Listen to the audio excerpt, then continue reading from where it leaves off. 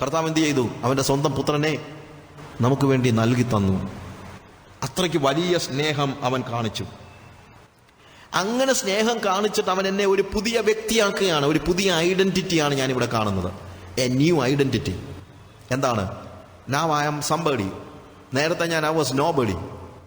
ഞാൻ ആരാണെന്നുള്ള ചോദ്യത്തിനുള്ള ഒരു ഉത്തരമാണ് ഇവിടെ പറയുന്നത്. ഞാൻ ആരാണെന്നുള്ള ചോദ്യം പണ്ട് തൊട്ട് എൻ്റെ മനസ്സിലുണ്ടായിരുന്നു. അതിനുവേണ്ടി ഞാൻ ഒത്തിരി ഉത്തരങ്ങൾ കണ്ടുപിടിക്കാൻ പരിശ്രമിച്ചിട്ടുണ്ട്. പക്ഷെ ആ ഉത്തരവൊന്നും നിലനിൽക്കുന്ന ഉത്തരവൊന്നും അല്ലായിരുന്നു. ഞാൻ ചിലപ്പം ഒരു കഥ പലയിടത്തും പറഞ്ഞിട്ടുള്ളതാണ്, നടന്ന ഒരു കാര്യമാണ്. ഞാൻ ഒരിക്കലും ജമ്മു കാശ്മീരിലുണ്ടായിരുന്നു. അപ്പോൾ ജമ്മുവിൽ നമ്മളുടെ പാകിസ്ഥാൻ്റെ ബോർഡറിൽ അവിടുന്ന് ഒരു 5 കിലോമീറ്റർ ഇപ്പുറത്ത് ആർഎസ്പുര എന്ന് പറഞ്ഞ സ്ഥലമുണ്ട്. ചിലപ്പോൾ അവിടെ വെടിവെപ്പൊക്കെ നടക്കുന്ന സ്ഥലമാണ്.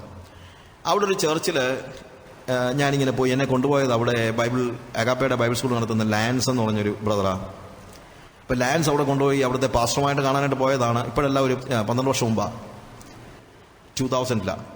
അപ്പം ഞാനവിടെ ചെന്ന് കഴിഞ്ഞപ്പോഴത്തേക്ക് അവിടുത്തെ പാസ്റ്റർ അവിടെ ഇല്ല. പാസ്റ്ററുടെ ഭാര്യ അമ്മച്ചി മാത്രമേ ഉള്ളൂ.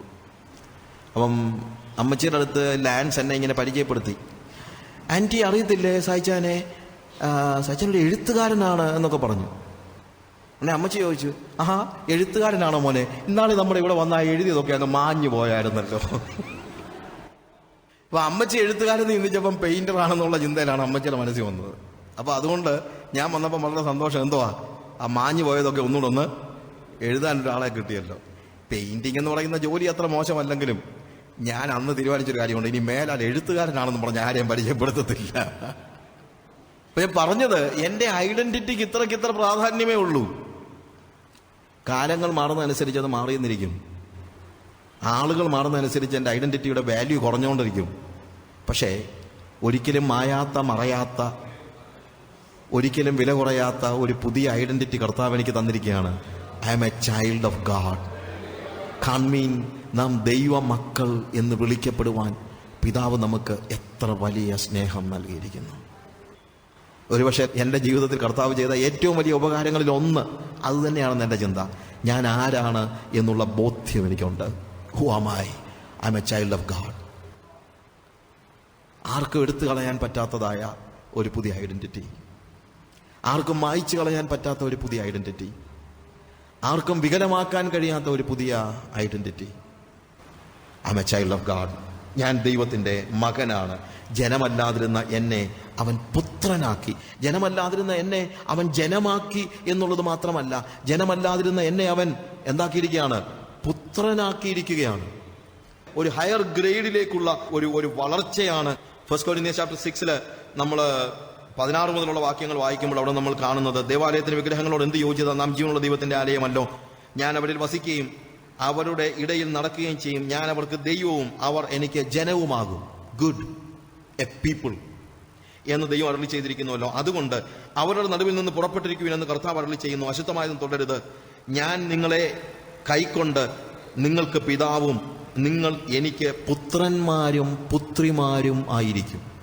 ജനമായിരിക്കുക എന്ന് പറഞ്ഞാൽ തന്നെ വലിയൊരു പദവിയാണ്, ഒരു സംശയമില്ല. കാരണം നേരത്തെ ഞാൻ ജനമല്ലാത്തവർ. പക്ഷേ ഇപ്പോൾ ജനം എന്ന് പറയുന്ന ഒരു കോമൺ ആയിട്ടുള്ള ഒരു സ്റ്റേജിനും അപ്പുറത്തായിട്ട് ഒരു പുത്തൻ ഐഡന്റിറ്റി കർത്താവ് തന്നിരിക്കുകയാണ്. എന്ത്? നിങ്ങൾ അവരുടെ ഇടയിൽ നിന്ന് പുറപ്പെട്ടിരിപ്പീനെന്ന് കർത്താവ് ചെയ്യുന്നു. അശുദ്ധമായും തുടരുത്. എന്നാൽ ഞാൻ നിങ്ങളെ കൈക്കൊണ്ട് നിങ്ങൾക്ക് പിതാവും നിങ്ങൾ എനിക്ക് പുത്രന്മാരും പുത്രിമാരും ആയിരിക്കും എന്ന് കർത്താവ് അരുളി ചെയ്യുന്നു. ഈ ഒരു പുതിയ ഒരു സത്തയിലേക്ക്, ഈ ഒരു പുതിയ അണ്ടർസ്റ്റാൻഡിങ്ങിലേക്ക്, ഈ ഒരു പുതിയ ജീവിതത്തിലേക്ക്, ഈ ഒരു പുതിയ ഐഡന്റിറ്റിയിലേക്ക് കർത്താവ് നമ്മളെ വിളിച്ചു വരുത്തിയിരിക്കുന്നത് ഒരു വലിയ കോസ്റ്റ് കൊടുത്തിട്ടാ. എന്ത്? നമ്മളെ പുത്രന്മാരാക്കുവാൻ അവൻ സ്വന്തം പുത്രനെ അയച്ചു. സ്വന്തം പുത്രനെ അവൻ മരിക്കാൻ ഏൽപ്പിച്ചു. അവൻ മരിച്ചത് കൊണ്ടാണ്, അവന്റെ ദൈവത്തിന്റെ സ്വന്തം പുത്രനായ യേശു കർത്താവ് മരിച്ചത് കൊണ്ടാണ് എനിക്ക് ദൈവത്തിന്റെ മകനായി തീരുവാൻ കഴിഞ്ഞത്. So it was costly. എനിക്ക് ദൈവം തന്ന ഈ ഐഡന്റിറ്റി വില കുറഞ്ഞതല്ല എന്ന് നമ്മൾ മനസ്സിലാക്കണം. It's A costly identity. വളരെ വിലയുള്ളതാണ്. ചുമ്മാതെ നമ്മൾ ദൈവമക്കൾ എന്ന് പറയുമ്പോൾ നമ്മുടെ മനസ്സിലൂടെ ഓടിപ്പോകുന്ന ഒരു വികാരമല്ല ഇതിനകത്ത് ഉണ്ടാകേണ്ടത്. ഓരോ പ്രാവശ്യവും ഞാനൊരു ദൈവ പൈതലാണെന്ന് ഓർക്കുമ്പോഴും ആലോചിക്കുമ്പോഴും എല്ലാം എൻ്റെ മനസ്സിൽ മായാതെ നിൽക്കേണ്ട ഒരു രൂപമുണ്ട്. എനിക്ക് വേണ്ടി കാൽവറി ക്രൂശിൽ മരിച്ച ദൈവപുത്രന്റെ ആ സ്വരൂപം ഞാൻ കണ്ടുകൊണ്ടേയിരിക്കണം. അതാണ് വാസ്തവത്തിൽ എന്നെ അവന്റെ പുത്രനാക്കിയത് എന്നുള്ളത് നമ്മൾ മറക്കരുത്. തെരുവിലെ ചെളിക്കുണ്ടിൽ തെരുവ് നായ്ക്കളോടൊത്ത് ജീവിച്ചിരുന്ന എന്നെ അവൻ പുത്രനാക്കി. അടുത്ത ചോദ്യം, എന്തിനാണ് പുത്രനാക്കിയത്? അതിനുള്ള ഉത്തരം മറ്റൊന്നുമല്ല, അവന്റെ കൂടെ മകനായിട്ട് ജീവിക്കാൻ വേണ്ടിയാണ് പുത്രനാക്കിയത്. God wants me to stay with him. ഞാൻ അവനോട് ഒരുമിച്ച് ജീവിക്കാൻ ദൈവം ആഗ്രഹിക്കുന്നുണ്ട്. God wants me to stay with him. ഞാൻ അവന്റെ കൂടെ താമസിക്കണം, അവന്റെ കൂടെ ജീവിക്കണം. എങ്ങനെ ജീവിക്കണം? മകനെ പോലെ ജീവിക്കണം, മകനായിട്ട് ജീവിക്കണം. കാരണം ഞാൻ അവന്റെ മകനാണ്, മകനായിത്തീർന്നു എന്നുള്ളത് യാഥാർത്ഥ്യമാണ്. അപ്പൊ അതുകൊണ്ട് ദൈവം എന്ത് പറയുന്നു? You are my son, you need to stay with me as my son. എന്റെ മകനായിട്ട്, not like my son, as my son. എന്റെ മകനായിട്ട് എന്റെ കൂടെ ജീവിക്കണം. പക്ഷെ എന്റെ പ്രശ്നം എന്താണെന്ന് ചോദിച്ചു കഴിഞ്ഞാൽ, ദൈവത്തിന്റെ മകനായി ജീവിക്കാൻ എനിക്ക് അറിയത്തില്ല. കാരണം ഞാൻ ഇത്രയും നാളുകൾ മകനെ പോലെ അല്ല ജീവിച്ചത്. ഞാൻ തെരുവിലാണ് വളർന്നത്. ഓടയിലെ വെള്ളത്തിൽ കുളിച്ച് എച്ചിൽ തിന്ന് വളർന്ന വൃത്തിഹീനനാണ് ഞാൻ. എനിക്ക് ഒരു മകനെ പോലെ ജീവിക്കാൻ എങ്ങനെ കഴിയും? എനിക്ക് മനസ്സിലാകുന്നില്ല. എനിക്ക് പരിചയമുള്ളത് മറ്റുള്ളവരുടെ തൊഴി മാത്രം. വഴിയെ പോകുമ്പോൾ ഇങ്ങോട്ട് വരുമ്പോൾ ആൾക്കാർ എന്നെ തൊഴിക്കുമായിരുന്നു. ചാട്ടവാറടി മാത്രമേ, അത് ആ ഭാഷ മാത്രമേ എനിക്ക് മനസ്സിലാകത്തുള്ളായിരുന്നു. കുപ്പത്തൊട്ടിലെ ഭക്ഷണം മാത്രമേ ഞാൻ കഴിച്ചിട്ടുള്ളൂ. വൃത്തിഹീനമായ വസ്ത്രം മാത്രമേ ഞാൻ ധരിച്ചിട്ടുള്ളൂ. How can I be a son? എനിക്ക് എങ്ങനെ മകനാകാൻ പറ്റും? അല്ലെങ്കിൽ തന്നെ മകന്റെ ജീവിതം എങ്ങനെയാണെന്ന് പോലും എനിക്കറിയത്തില്ല. I have never experienced the life of a son. I do not know. എനിക്കറിയത്തില്ല. അപ്പൊ ഞാൻ ദൈവത്തോട് ചോദിക്കുക, എങ്ങനെയാ കർത്താവേ, എനിക്കറിയത്തില്ല. നീ മകനെ പോലെ ജീവിക്കണമെന്ന് പറയുന്നു, മകനായിട്ട് ജീവിക്കണമെന്ന് പറയുന്നു. പക്ഷേ how can I? Or എങ്ങനെ, എന്ത് തരത്തിലുള്ള ഒരു ജീവിതമാണ്? I have never experienced. I do not know what it is meant. മകനെന്ന് പറഞ്ഞാൽ എന്താണെന്ന് പോലും എനിക്ക് അറിയത്തില്ല. കാര്യം ഞാൻ പിശാചിന്റെ അടിമയായി ജീവിച്ചവനാ. എനിക്കറിയത്തില്ല ദൈവത്തിന്റെ മകനായി ജീവിക്കാന്ന് പറഞ്ഞാൽ എന്താണെന്ന്. കർത്താവ് പറഞ്ഞു, സാരമില്ല, എങ്ങനെയാണ് എൻ്റെ മകനായി ജീവിക്കുന്നതെന്ന് ഞാൻ പറഞ്ഞു തരാം. എങ്ങനെയാണ് നീ മകനായത്? അത് നിന്റെ പുത്രനെ അയച്ചിട്ടാണ്. നിന്റെ പുത്രനെ എനിക്ക് വേണ്ടി അയച്ചു, അവൻ മരിച്ചു. അവൻ എൻ്റെ പുത്രനാണെന്ന് നിനക്കറിയാമല്ലോ. Yes, I know is your son. ഇപ്പൊ നീയും എൻ്റെ മകനാണെന്ന് എനിക്കറിയാമല്ലോ. That's what you say. അതാ നീ പറയുന്നത്. അത് പറയല്ല, യു ആർ. നീ എൻ്റെ മകനാണ്. ഇനി മകനെ പോലെ ജീവിക്കാൻ നീ നിന്റെ മൂത്ത സഹോദരനെ നോക്കി അങ്ങ് ജീവിച്ചാ മതി. ഹല്ലേലൂയ. ഞാൻ എങ്ങനെ ജീവിക്കണമെന്ന് പിതാവ് എന്നോട് പറയാണ്, സ്വർഗസ്ഥ പിതാവ് പറയാണ്, you need to live as my son. If you do not know how to live, just look at my first born. എന്റെ മൂത്ത പുത്രനായ യേശുവിനെ നീ നോക്ക്. നീ അവനെ പോലെ ജീവിക്കുക. That's all. നീ അവനെ പോലെ ജീവിച്ചാൽ മതി. അവനെ ഞാൻ ഭൂമിയിലേക്ക് അയച്ചല്ലോ. യേശു അവൻ ജീവിച്ചതുപോലെ നീ ജീവിച്ചാൽ മതി. യേശു ആണ് ദൈവത്തിന്റെ മോഡൽ സൺ. ഞാനൊരിക്കൽ ഒരു ബുക്ക് വായിച്ചപ്പോഴത്തേക്ക് ഒരാളുടെ പ്രസംഗത്തെക്കുറിച്ച് വായിച്ചാണ്. അദ്ദേഹം പ്രസംഗപീഠത്തിൽ നിന്ന് പറഞ്ഞ ഒരു കാര്യം ഇന്ന് ഞാൻ പ്രസംഗിക്കാൻ പോകുന്നത് ധൂർത്തുപുത്രന്റെ ഉപമയിലെ മൂന്നാമത്തെ പുത്രനെ കുറിച്ചാണ്. അപ്പൊ എല്ലാവരും ചിന്തിച്ചു, ധൂർത്തുപുത്രന്റെ ഉപമയിൽ ആകപ്പാടെ 2 മക്കളെ ഉള്ളല്ലോ, ഇതാരായി മൂന്നാമത്തെ പുത്രൻ? പക്ഷെ അദ്ദേഹം പറഞ്ഞു, yes, the third son, and he is the first born, that is Jesus Christ. ധൂർത്തുപുത്രന്റെ ഉമ്മയിലെ 2 പുത്രന്മാരും ധൂർത്തുപുത്രന്മാരാ. മുടിയൻ പുത്രൻ നമ്മൾ വിളിക്കുന്ന കഥയിലെ 2 പുത്രന്മാരും ധൂർത്തുപുത്രന്മാരാണ്. 2 പേരും പിതാവിനെ സ്നേഹിക്കുകയോ അനുസരിക്കുകയോ ചെയ്തവരല്ല. 2 പേരും അവരുടെ സ്വന്തം ജീവിതം മാത്രം ആഗ്രഹിക്കുകയും സ്വപ്നം കാണുകയും ചെയ്തവരാ. ഇളയ പുത്രന് ചില ധൈര്യം ഉണ്ടായിരുന്നത് കൊണ്ട് എൻ്റെ സ്വത്ത് എനിക്ക് വരേണ്ടുന്ന പങ്ക് വേണമെന്ന് പറഞ്ഞ് വാങ്ങിച്ചുകൊണ്ട് പോയി. മൂത്തവൻ, ഇളയവൻ വന്ന് ആഘോഷമായിട്ട് അകത്ത് കയറിയപ്പോൾ അപ്പനോട് ചോദിക്കുന്ന ഒരു ചോദ്യമുണ്ട്, ഞാൻ എത്ര നാളായി നിന്നെ സേവിക്കുന്നെന്ന്. അതിൻ്റെ അർത്ഥം എന്നാ? ഇവൻ ഒരിക്കലും പുത്രനാണെന്ന് തോന്നിയിട്ടില്ല. ഇവനൊരു വേലക്കാരനെ പോലെ പണിയെടുത്തിട്ടേ ഉള്ളൂ. എന്നിട്ട് പറയാ, ഞാൻ എൻ്റെ ചങ്ങാതിമാരുമായി ആനന്ദിക്കേണ്ടതിന് നീ എനിക്കൊരു ആട്ടിൻകുട്ടിയെ ഇതുവരെ തന്നിട്ടില്ലെന്ന്. അപ്പൊ ചങ്ങാതിമാരുടെ കൂടെ ആനന്ദിക്കണമെന്ന് ഇവൻ ഉണ്ടായിരുന്നു. ധൈര്യമില്ലാഞ്ഞതുകൊണ്ട് ആനന്ദിച്ചില്ലെന്നുള്ളതേ ഉള്ളൂ. ഹൃദയത്തിന്റെ ഉള്ളിൽ എന്താ ഉണ്ടായിരുന്നു? ചങ്ങാതിമാരുടെ കൂടെ ആനന്ദിക്കണമെന്നുണ്ടായിരുന്നു. അവനെങ്ങനെയാണ് നല്ല പുത്രനാകുന്നത്? അവനെങ്ങനെയാണ് മോഡൽ സൺ ആകുന്നത്? രണ്ടാമത്തെ പുത്രൻ വീട്ടിൽ നിന്ന് ഇറങ്ങിപ്പോയി. പക്ഷേ മൂത്ത പുത്രൻ വീട്ടിൽ കയറാൻ മനസ്സില്ലാതെ പുറത്ത് നിൽക്കുക. എന്തോ വ്യത്യാസം? രണ്ടാമത്തെ മകൻ ഇറങ്ങിപ്പോയെങ്കിലും അപ്പൻ കെട്ടിപ്പിടിച്ച് കയറ്റിയപ്പോൾ ഇങ്ങ് കയറി വന്നു. ഇവൻ അപ്പൻ വന്ന് നിർബന്ധിച്ചിട്ട് അകത്ത് കയറാൻ മനസ്സില്ലാതെ പുറത്ത് നിൽക്കുക. ആരാ ബെറ്റർ? പക്ഷേ ആ കഥയിൽ മറഞ്ഞു കിടക്കുന്ന മൂന്നാമത്തെ പുത്രനായ യേശു കർത്താവ്, അവൻ ഒരിക്കൽ പോലും പിതാവിൻ്റെ ആഗ്രഹത്തെ നിഷേധിച്ചിട്ടില്ലാത്തവനാണ്. അവൻ ഒരിക്കൽ പോലും അനുസരണം കാണിക്കാതെ ഇരുന്നിട്ടില്ലാത്തവനാണ്. എല്ലായ്പ്പോഴും പൂർണ്ണമായി അനുസരിച്ച്, എല്ലായ്പ്പോഴും പിതാവിൻ്റെ പൂർണ്ണതയുള്ള ഹിതം മാത്രം നിർവഹിച്ച് ജീവിച്ചവനായ ആ മൂന്നാമത്തെ പുത്രൻ, അവനാണ് he is the model son. ആ മകനിലാണ് ദൈവം പ്രസാദിക്കുന്നത്. ആ യേശുവിലാണ് ദൈവം പ്രസാദിക്കുന്നത്. നമ്മൾ യേശു കർത്താവിന്റെ സ്നാനത്തിന്റെ ഭാഗം വായിക്കുമ്പോൾ തന്നെ നമ്മൾ അവിടെ കാണുന്നതായ കാര്യം, മത്തായിയുടെ സുവിശേഷം 3-ാം അധ്യായം അതിന്റെ 16 മുതലുള്ള വാക്യങ്ങൾ. യേശു സ്നാനമേറ്റ ഉടനെ വെള്ളത്തിൽ നിന്ന് കയറി. അപ്പോൾ സ്വർഗം തുറന്നു, ദൈവാത്മാവ് പ്രാവെന്ന പോലെ ഇറങ്ങി അവന്റെ മേൽ വരുന്നത് അവൻ കണ്ടു. ഇവൻ എന്റെ പ്രിയപുത്രൻ, ഇവനെ ഞാൻ പ്രസാദിച്ചിരിക്കുന്നു എന്ന് സ്വർഗത്തിൽ നിന്ന് ഒരു ശബ്ദമുണ്ടായി. എന്താ അവിടെ കാണുന്നത്? ഈ മൂത്തപുത്രനിൽ, യേശു കർത്താവിൽ, he was the son of God, and you know what God says, he is my beloved son in whom I am well pleased. ഞാൻ എത്രയും പ്രസാദിച്ചിരിക്കുന്നു, ഇവനും ഞാൻ പ്രസാദിച്ചിരിക്കുന്നു. യേശുവിന്റെ ജീവിതത്തിൽ മാത്രമേ ദൈവം പ്രസാദിച്ചുള്ളൂ. ദൈവം പ്രസാദിച്ച ഒരൊറ്റ മനുഷ്യ ജീവിതമേ ഉണ്ടായിട്ടുള്ളൂ. ദൈവം പൂർണ്ണമായും പ്രസാദിച്ച ഒറ്റ മനുഷ്യ ജീവിതമേ ഉണ്ടായിട്ടുള്ളൂ. ദാറ്റ് ഈസ് ജീസസ് ക്രൈസ്റ്റ്, യേശു കർത്താവ്. ആദാമും ദൈവത്തിന്റെ മകനായിരുന്നെന്നാണ് ലൂക്കോസിന്റെ സുവിശേഷത്തിൽ തന്നെ നമ്മൾ വായിക്കുന്നത്. ജീനിയോളജി പറഞ്ഞു വരുമ്പോൾ ഏറ്റവും ഒടുവിൽ പറഞ്ഞു നിർത്തുന്നത് ആദാം ദൈവത്തിന്റെ മകൻ എന്ന് പറഞ്ഞാണ്. ആദാം ദൈവത്തിന്റെ മകൻ. പക്ഷേ പറഞ്ഞിട്ട് കാര്യമില്ല, ആദാമിൽ ദൈവം എന്ത് ചെയ്തില്ല? പ്രസാദിച്ചില്ല. അവൻ അനുസരണക്കേട് കൊണ്ട് അവൻ പ്രസാദിച്ചില്ല. എന്നാൽ ഒടുക്കത്തെ ആദാമിൽ ദൈവം പ്രസാദിച്ചു. ആ ജീവിതമാണ്, അതാണ് നമ്മുടെ ദൈവത്തിന്റെ മോഡൽ സൺ. ആ ജീവിതമാണ് നമ്മൾ പിന്തുടരേണ്ടത്. യേശു 33 വയസ്സ് വരെ ഈ ഭൂമിയിൽ ജീവിച്ചു എന്ന് നമുക്കറിയാം. യേശു ഭൂമിയിലേക്ക് വന്ന് മരിച്ചത് എന്തിനു വേണ്ടിയാണെന്ന് ചോദിച്ചാൽ, നമുക്കൊരു ഉത്തരമുണ്ട്. എന്തിനു വേണ്ടിയാണ്? മനുഷ്യവർഗത്തിന്റെ പാപത്തിന്റെ പരിഹാരത്തിന് വേണ്ടി, നമ്മുടെയൊക്കെ പാപങ്ങളുടെ മോചനത്തിന് വേണ്ടി യേശു കർത്താവ് ഭൂമിയിൽ വന്നു, മരിച്ചു. അവന്റെ മരണത്താൽ നമ്മുടെ പാപങ്ങൾ മോചിക്കപ്പെട്ടു. പക്ഷെ എന്റെ ചോദ്യം, യേശു കർത്താവ് ഭൂമിയിൽ ജീവിച്ച് 3.5 വയസ്സിൽ മരിച്ചായിരുന്നെങ്കിൽ നമ്മുടെ പാപങ്ങൾ മോചിക്കപ്പെടത്തില്ലായിരുന്നോ?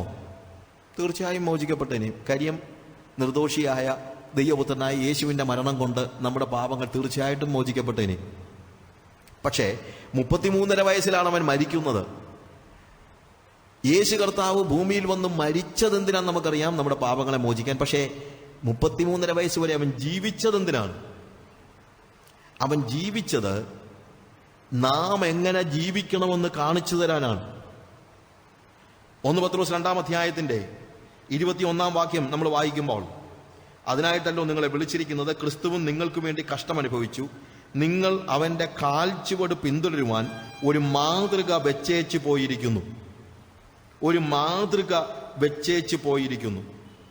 മുകളിലും താഴെയും ഒത്തിരി കാര്യങ്ങൾ പറയുന്നുണ്ട്, അത് പിന്നീട് നമുക്ക് പഠിക്കാം. അവൻ, ക്രിസ്തു നമുക്ക് വേണ്ടി കഷ്ടം അനുഭവിച്ചുകൊണ്ട് ഒരു മാതൃക വെച്ചേച്ചു പോയിരിക്കുന്നു എന്ന് തന്നെയല്ല, അവന്റെ ജീവിതം എങ്ങനെയായിരുന്നു എന്ന് പറയുന്നു. അവന്റെ വായിൽ അവൻ പാപം ചെയ്തിട്ടില്ല, അവന്റെ വായിൽ വഞ്ചനയൊന്നും ഉണ്ടായിരുന്നില്ല. അവനെ തന്നെ ശകാരിച്ചിട്ട് പകരം ശകാരിക്കാതെയും കഷ്ടമനുഭവിച്ചിട്ട് ഭീഷണം പറയാതെയും ന്യായമായി വിധിക്കുന്നുവെങ്കിൽ കാര്യം ഫലമേൽപ്പിക്കുകയത്രേ ചെയ്യുന്നത്. നോക്കുക, he was A model person, മാതൃക. ഈ മാതൃക എന്നുള്ള വാക്ക് ഇവിടെ ഉപയോഗിച്ചിരിക്കുന്നത് വളരെ രസകരമായൊരു വാക്കാണ്. നമ്മൾ ഈ പിള്ളേർക്ക് കയ്യക്ഷരം നന്നാകാനായിട്ട് വാങ്ങിച്ചു കൊടുക്കുന്ന ഒരു ബുക്കുണ്ടല്ലോ, കോപ്പി ബുക്കുണ്ട്, 4 ലൈൻ ബുക്കുണ്ട്. അതിന്റെ മുകളിൽ പ്രിന്റ് ചെയ്തിട്ടുണ്ട് ചില ലെറ്റേഴ്സ്, ABCD എന്ന ആൽഫബറ്റ്സ് എല്ലാം പ്രിന്റ് ചെയ്തിട്ടുണ്ട്. ആ പ്രിന്റ് ചെയ്ത ആൽഫബറ്റ്സ് നോക്കി അടുത്ത ലൈനിൽ ഈ പിള്ളേർ എഴുതണം, പിന്നെ 2ാമത്തെ ലൈനിൽ എഴുതണം. അപ്പോൾ ഈ മുകളിൽ എഴുതിയിരിക്കുന്നതാണ് മാതൃക. കുഞ്ഞുങ്ങള് ഈ 4 ലൈൻ ബുക്ക് എഴുതി വരുമ്പോൾ എപ്പോഴും എവിടെ നോക്കി എഴുതണം? ഈ മുകളിലത്തെ ലൈൻ നോക്കി എഴുതണം. കാര്യം അതാണ് നമുക്ക് പിന്തുടരുവാനുള്ള മാതൃക. ഇവിടെ പത്രോസ് ഉപയോഗിച്ചിരിക്കുന്ന വാക്ക് സെയിം വാക്കാണ്. ഒരു മാതൃക വെച്ച് പോയിരിക്കുന്നു. അപ്പൊ യേശു എങ്ങനെ ജീവിച്ചോ അതിങ്ങനെ ഞാൻ നോക്കി അതുപോലെ എൻ്റെ ജീവിതത്തിൽ ഞാൻ എഴുതണം, ഞാൻ ജീവിക്കണം. അതിനാണ് യേശു കർത്താവ് 33.5 വയസ്സ് വരെ ഇവിടെ ജീവിച്ചത്. He lived in this world for more than 3 decades so that I may follow him. He is an example. Is an example. അപ്പോൾ ഇത് നോക്കി എഴുതുന്ന കൂട്ടത്തിൽ ഒറ്റ എഴുത്തിന് അതുപോലെ ആയിരിക്കണം നിർബന്ധമൊന്നുമില്ല. നമ്മുടെ കുഞ്ഞുങ്ങൾ ആദ്യം എഴുതുമ്പോൾ തന്നെ മുകളിലത്തെ ലൈനിൽ എഴുതിയിരിക്കുന്ന മോഡൽ ലെറ്റേഴ്സ് പോലെ രണ്ടാമത്തെ ലൈനിൽ എഴുതുമ്പോൾ നിങ്ങൾ ചിന്തിക്കുന്നുണ്ടോ? ഒരു പക്ഷേ അല്പം വ്യത്യാസമൊക്കെ ഉണ്ടാകും. ആദ്യം എ എന്ന് എഴുതുമ്പോൾ ചിലപ്പോൾ അത് ഡി എന്നൊക്കെ ആയി പോയെന്നിരിക്കും. ചില മുകളിലോട്ടൊക്കെ കയറിന്നിരിക്കും, ചില താഴോട്ടൊക്കെ വന്നിരിക്കും. Sometimes it is possible. പക്ഷെ ആ ലൈൻ എഴുതി രണ്ടാമത്തെ ലൈൻ എഴുതുമ്പോൾ കുറച്ചുകൂടെ ബെറ്റർ ആകുന്നു. അങ്ങനെ making ourselves better and better and better. Finally താഴെ വരുമ്പോഴത്തേക്ക് എന്താണ്, ആ മോഡൽ ലെറ്റർ പോലെ തന്നെ എഴുതാൻ തുടങ്ങുകയാണ്. ഇതേപോലെ യേശുവിനെ നമ്മൾ അനുകരിക്കേണ്ടിയിരിക്കുന്നു. നാം പിന്തുടരുവാൻ, അവന്റെ കാൽച്ചുവടുകളെ പിന്തുടരുവാൻ അവൻ നമുക്ക് ഒരു മാതൃക വെച്ചേച്ചു പോയിരിക്കുന്നു. പ്രിയമുള്ളവരെ, ഇതാണ് യേശു ജീവിച്ചതുപോലെ ജീവിക്കുക എന്ന് പറയുമ്പോൾ അവന്റെ ജീവിതത്തെക്കുറിച്ചൊരു ക്ലോസ് വാച്ച് നടത്തണം. എങ്ങനെയാണ് അവൻ ജീവിച്ചത്?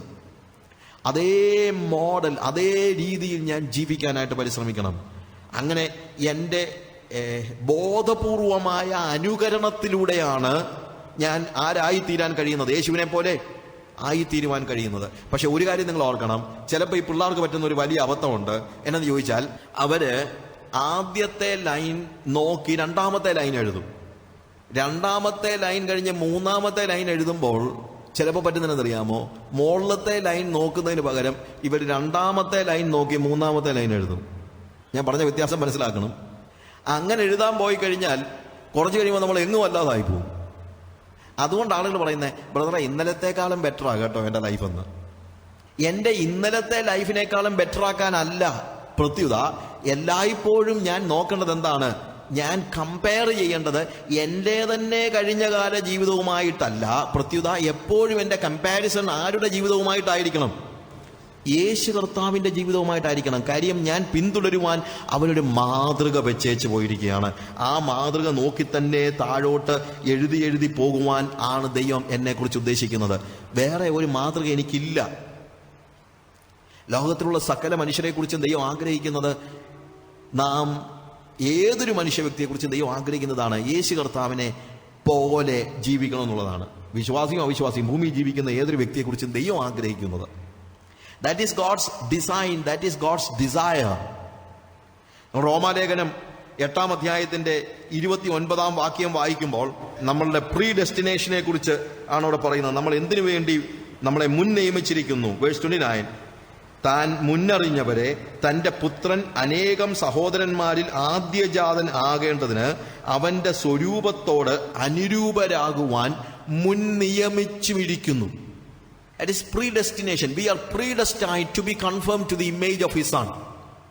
അവന്റെ പുത്രന്റെ സ്വരൂപത്തിൽ അനുരൂപരാകാനായിട്ട് നമ്മളെ എന്ത് ചെയ്തിരിക്കുകയാണ്?